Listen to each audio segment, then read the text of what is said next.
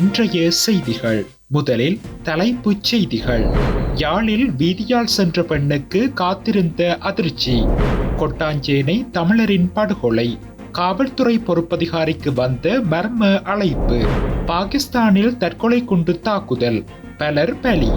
இந்தியாவில் அடுத்தடுத்து பதிவான 2 நிலநடுக்கங்கள், பீதியில் மக்கள்.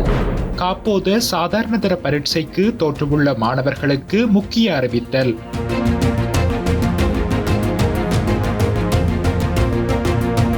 தொடர்பென விரிவான செய்திகள். யாழ்ப்பாணம் வெள்ளைவழி பகுதியில் பெண்ணொருவரிடம் தங்கச்சங்கிலி அபகரித்த சம்பவம் தொடர்பில் ஒருவர் கைது செய்யப்பட்டுள்ளார். குறித்த சம்பவம் இன்று இடம்பெற்றுள்ளதாக தெரிவிக்கப்படுகின்றது. சம்பவம் தொடர்பில் தெரிய வருகையில், நெல்லியடி போலீஸ் பிரிவுக்குட்பட்ட வெள்ளைவழி பகுதியில் சென்ற பெண்ணொருவரிடம் இன்று காலை உயர் ரக மோட்டார் சைக்கிளில் வந்த இருவர் தங்க நகையை அபகரித்து சென்றுள்ளனர்.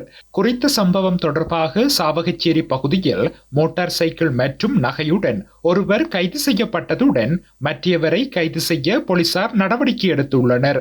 காங்கேசன்துறை பிராந்திய சிரேஷ்ட போலீஸ் அத்தியட்சகர் கீழ் இயங்கும் போலீஸ் புலனாய்வு பிரிவுக்கு கிடைத்த ரகசிய தகவலுக்கு அமைய கைது நடவடிக்கை முன்னெடுக்கப்பட்டுள்ளது.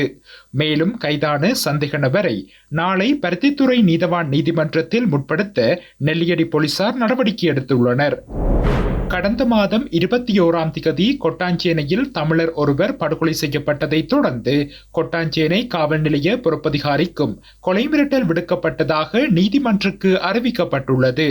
அதன்படி கொலை மிரட்டல் விடுத்த சந்தேக நபர்களை உடன் கைது செய்யுமாறு கொழும்பு நீதவான் நீதிமன்றம் உத்தரவிட்டுள்ளது.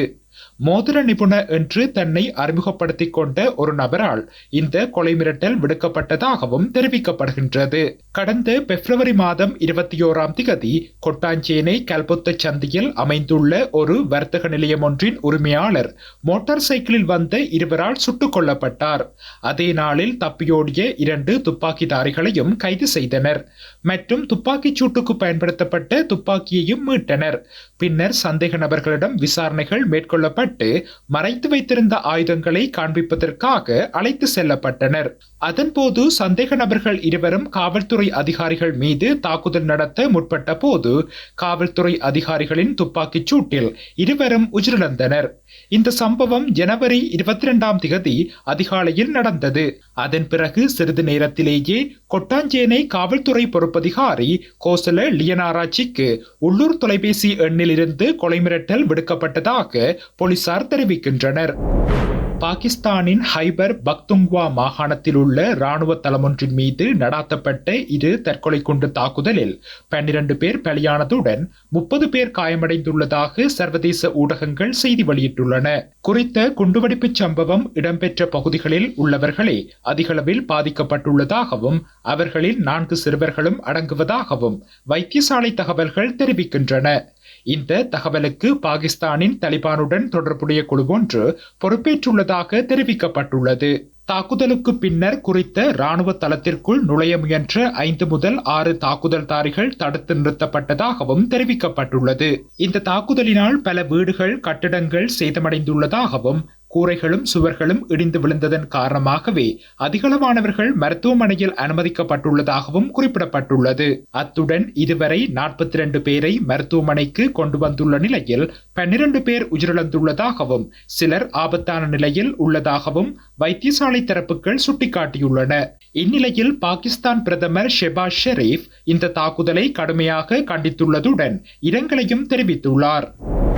இந்தியாவின் வடகிழக்கு மாநிலமான மணிப்பூரில் அடுத்தடுத்து 2 நிலநடுக்கங்கள் ஏற்பட்டதாக இந்திய ஊடகங்கள் செய்தி வெளியிட்டுள்ளன. மணிப்பூரில் இன்று காலை 11:06 மணியளவில் 5.7 ரிக்டர் அளவில் முதலாவது நில அதிர்வு பதிவானதாக தேசிய நில அதிர்வு மையம் தெரிவித்துள்ளது. இதன் மையப்பகுதி இம்பால் கிழக்கு மாவட்டத்தில் உள்ள ஜெய்ரியோபோக்கிலிருந்து கிழக்கே 44 கிலோமீட்டர் தொலைவிலும் 110 கிலோமீட்டர் ஆழத்திலும் இருந்ததாக குறிப்பிடப்படுகின்றது. இந்நிலையில் மணிப்பூரில் ஏற்பட்ட நில அதிர்வு பக்கத்தில் உள்ள மாநிலங்களான அசாம், மேகாலயாவிலும் உணரப்பட்டதாக கூறப்படுகின்றது. அதனை அடுத்து மதியம் 12:20 மணியளவில் 4.1 ரிக்டர் அளவில் பதிவான இரண்டாவது நில அதிர்வு கம்ஜோங் மாவட்டத்தில் 66 கிலோமீட்டர் ஆழத்தில் தாக்கியதாக தெரிவிக்கப்படுகின்றது.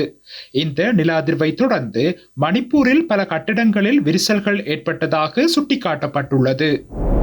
கல்வி பொதுத்தராதர சாதாரணதர பரீட்சைக்கு தோற்றுள்ள மாணவர்களின் அனுமதி அட்டைகள் தபால் மூலம் அனுப்பி வைக்கப்பட்டுள்ளதாக பரீட்சைகள் திணைக்களம் அறிவித்துள்ளது.